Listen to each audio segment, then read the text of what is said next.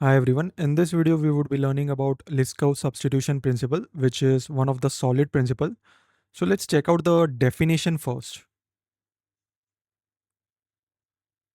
So the definition of Liskov Substitution Principle says that we should be able to replace the parent object with the child object without breaking the correctness of the program.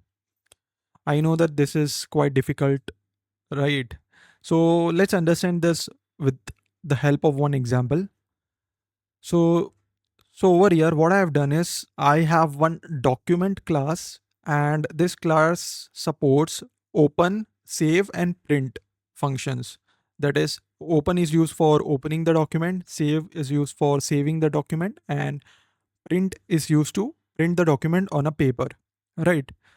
And this document class has three children. First is PDF document, second is Word document, third is text document. The PDF document supports all the three functions which are there in the document class. Same with the Word document as well. But text document does not support the print function, which you can see over here. So when you will call the print function, it will throw exception, right?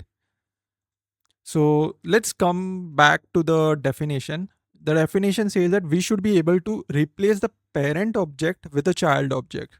So let's assume that here we have created the parent object, right? See, I have created the parent object using new document. So this will create the parent object, and this parent is printing the document, okay, using this print function, right? So this code will work properly. There would be no error or exception or anything, right? But let's say in future you create the object of child class. That is, instead of document, you take text document. Okay.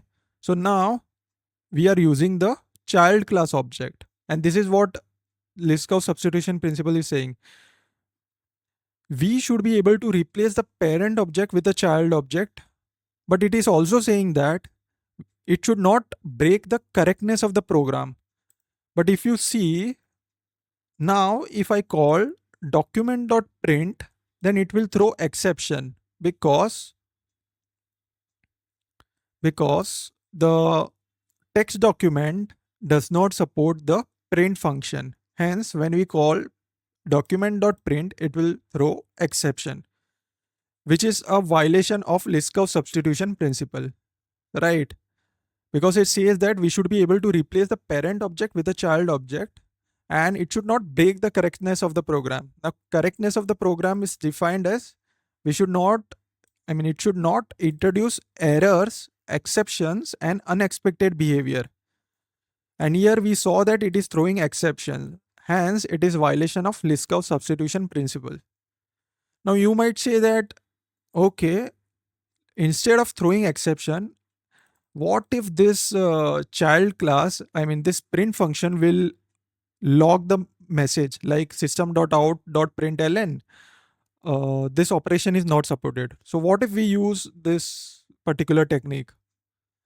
So again, that is violation of Liskov substitution principle, because here it is clearly mentioned that the behavior should also not change.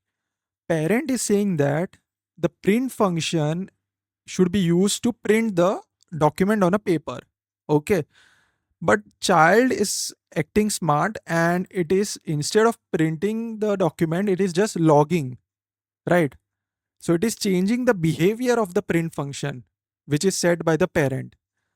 So again, that is the violation of Liskov substitution principle. So if the child class is throwing exception or it is changing the behavior, then we can say that we are violating the Liskov substitution principle. Okay, I hope you got this point.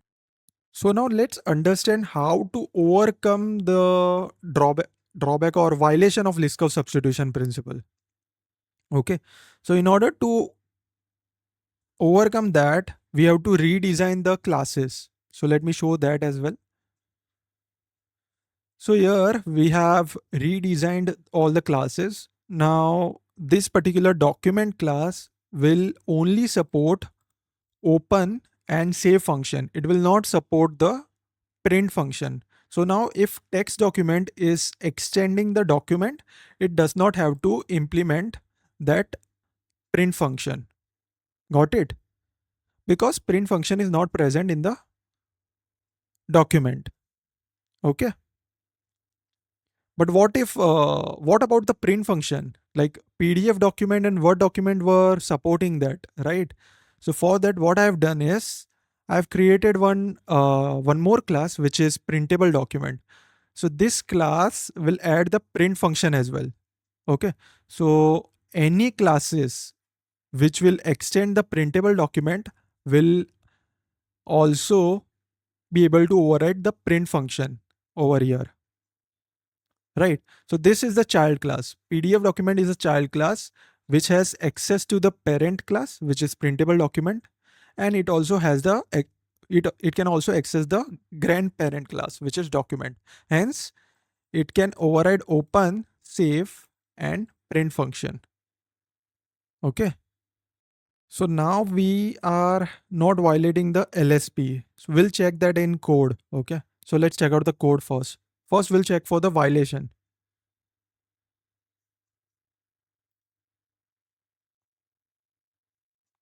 Yeah. So this is the code for violation of LSP. Here we had the document class which supported open, save, and print functions. And we had three childrens, that is PDF document. It also, it was overriding all the functions which was present in the document. Same with the Word document as well. And the text document was just throwing the exception, right? Okay. So if we create the document object like this and we call the print function, then it will work properly. But instead of the document object, if I replace that with the child object like this, then it will fail during the runtime. Okay. So because we don't want the runtime exception, we are trying to redesign the structure, or we are trying to achieve the LSP over here. Right. So let's check out the code without violation. So here we have the document class, and this document class will only support open and save operation. It will not support the print operation. So the text document, which is extending the document, has to just override the open and save operation. Okay. It does not have to override the print operation, which is not supported by text document. Right. I hope you got this point. And again, the printable document will add this particular print function, right? So any child of printable document will have access to print, plus it will have access to open and save as well, right? Because document is the grandparent of PDF document. Now let's check the main function. So over here, see, focus on this part. Here we are creating the object of text document. Now text document can open the text file and it can save the text file. Okay. And we are not allowed to print the text file, right? Now you will say that earlier also we were getting some error. But here if you observe, if I write this particular line, then I will get one red underline indicating that there is some compile time error. So whenever we get compile time error, we can fix that error while writing the code, isn't it? But earlier, when we wrote this particular line, we were not getting any red underline. Okay, there was no red underline, but when we run the code, we were getting runtime exception. And runtime exception is bad compared to compile time, because uh, we can fix the compile time while writing the code, but in order to fix the runtime, we have to debug the code as well. Okay. I hope you got this point. So let's summarize this. So the Liskov substitution principle said that we should be able to replace the parent object with the child object like this. And after replacing, the code should not break the correctness of the program.